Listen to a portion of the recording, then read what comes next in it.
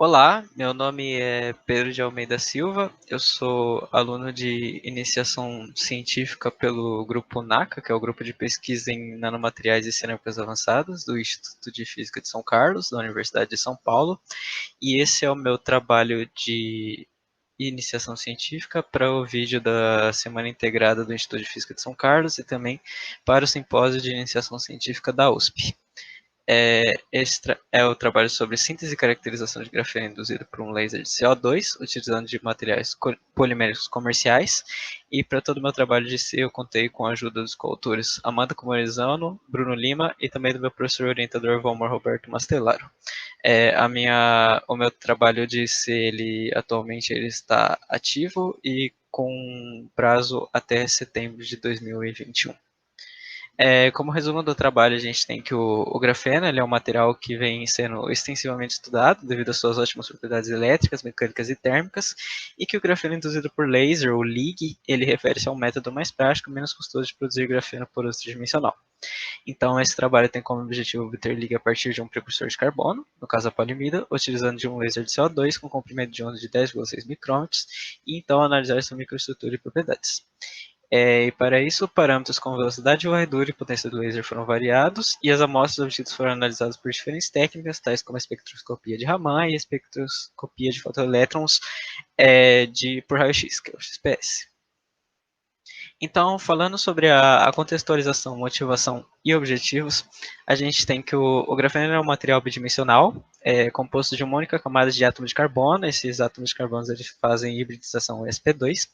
e devido às suas excelentes propriedades de alta mobilidade de carga, mobilidade, modos de elasticidade e elevada quantidade térmica, ele é um material muito bom para ser utilizado em células solares, transistores e sensores de gás, por exemplo. Nós temos que métodos de preparação convencional do grafeno, eles foram por muito tempo um limitante para a aplicação desse material, como por exemplo métodos de deposição a vácuo, pois esses métodos eles são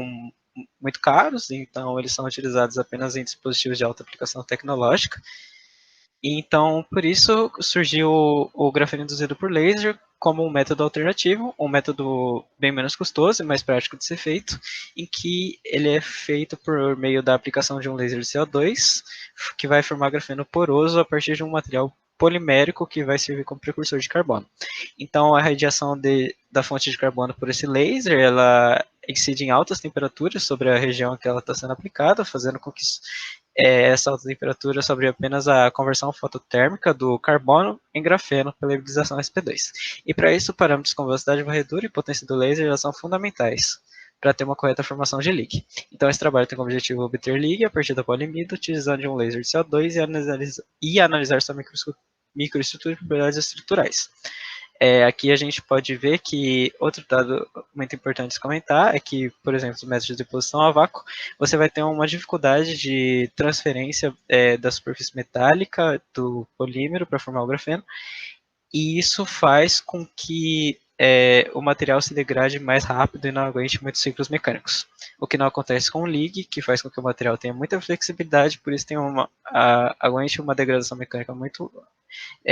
alta, muitos ciclos, e por isso melhores propriedades mecânicas. Além disso, aqui na figura 2 nós temos o processo de fabricação de um sensor LIG, que mostra a polimida, em que você vai incidir o laser e vai formar o grafeno induzido por laser. E aqui na figura 3 a gente tem uma visualização do grafeno, e mostrando aqui por essa figura que ele pode ser feito em diferentes formas, os anéis aromáticos, né, que pode ser, por exemplo, buckball, nanotubos ou grafite 3D. Então, falando sobre os métodos e as técnicas aplicadas nesse trabalho de C, a gente tem que o grafeno induzido por laser ele foi obtido pela radiação infravermelha de comprimento de onda de 10,6 micrômetros sobre uma fita Kapton comercial, que é a polimida, com uma espessura de 127 micrômetros. Para isso, utilizou-se um laser Simrad de CO2 laser com potência máxima de 350 watts e uma lente de KCl. Utilizou-se uma magnificação de 5 e também uma velocidade de 5 volts por minuto, em que a fita Kapton ela foi colocada sobre uma mesa de velocidade de varredura de 2 milímetros por segundo, em que o laser desenhou o padrão desenvolvido lá no grupo NACA de testes quadrados cheios, como teste. Então, para isso, a gente pode ver aqui na figura 4 um esquemático do laser de CO2, em que ele incide o laser sobre um espelho, a lente de KCl ajuda a focar, então, sobre a plataforma da mesa que se move a 2 mm por segundo, você tem a formação do Lig na polimida.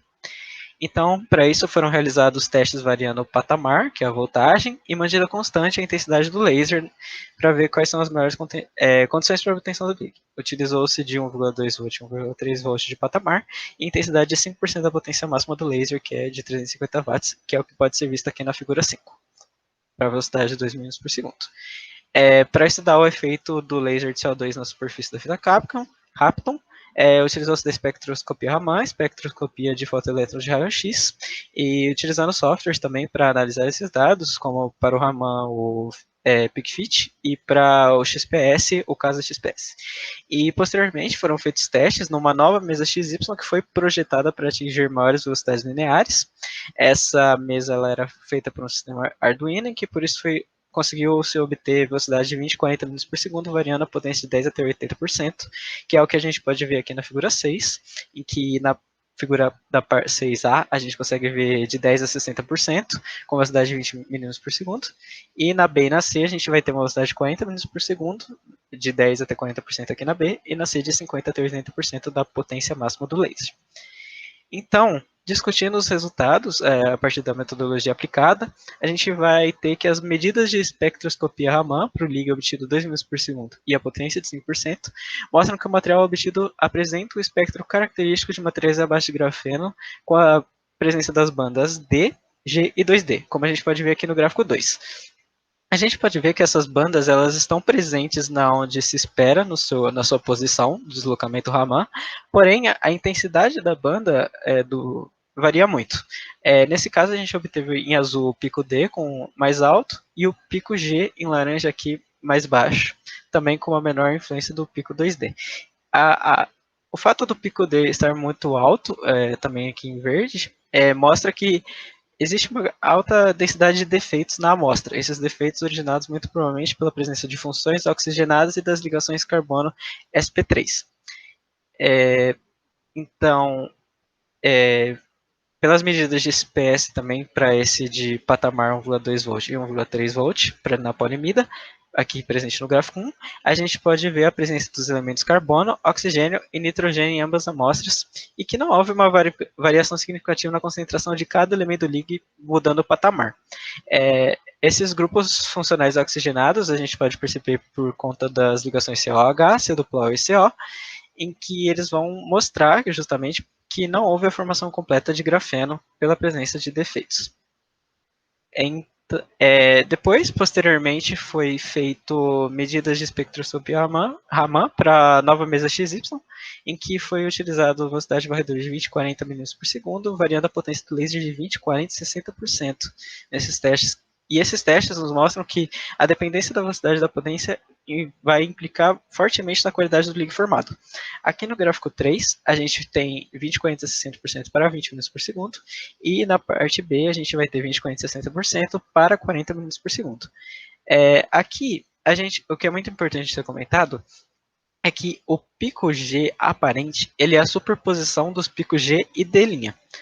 E a gente pode ver que, aumentando a potência e aumentando a velocidade, você vai ter uma maior contribuição da banda G em rosa do que da banda D' em laranja para o pico G aparente. Isso nos mostra que, como o pico G ele é responsável por mostrar as ligações de carbono sp2, que indica a formação de Lig,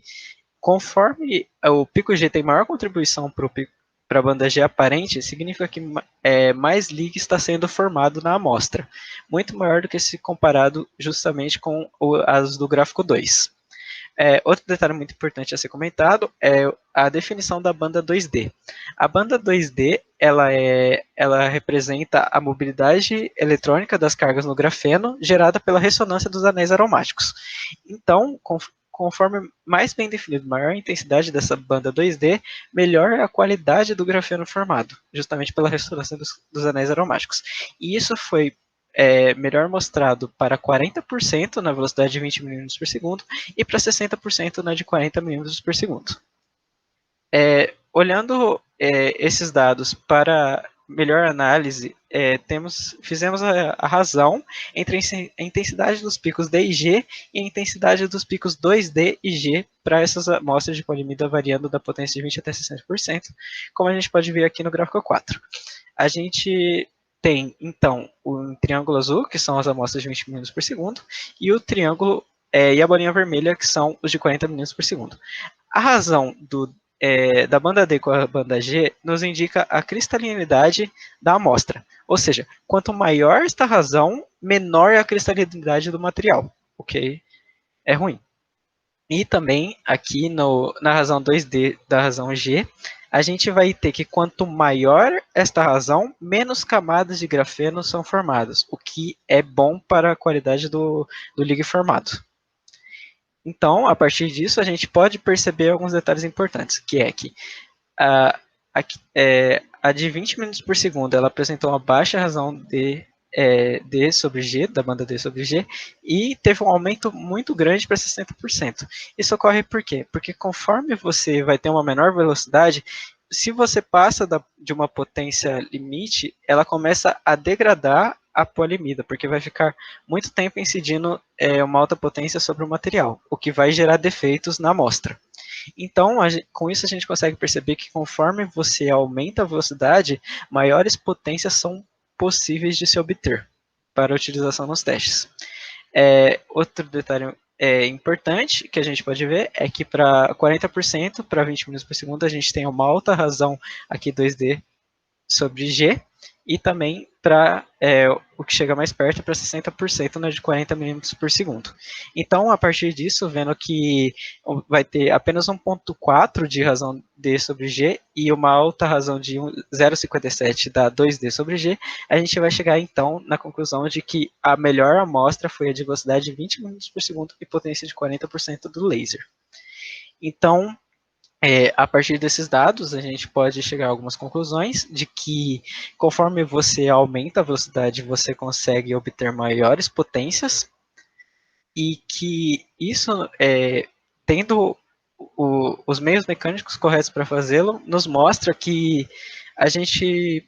existe a necessidade de investigar melhor os parâmetros da potência do laser e da velocidade de varredura para obter cada vez melhor a formação do grafeno desejada para o estudo. E aumento de velocidade e potência, como a gente pode ver, viu também, como conclusão, a gente chega aqui, melhor bem definido fica a banda G para a contribuição da G aparente, o que nos mostra que forma mais ligue. Então, esse é o meu trabalho. Eu gostaria de deixar como agradecimentos também para a FAPESP, CAPES e para o meu processo da Bolsa BIC CNPq, e também um agradecimento para a ESC. Muito obrigado.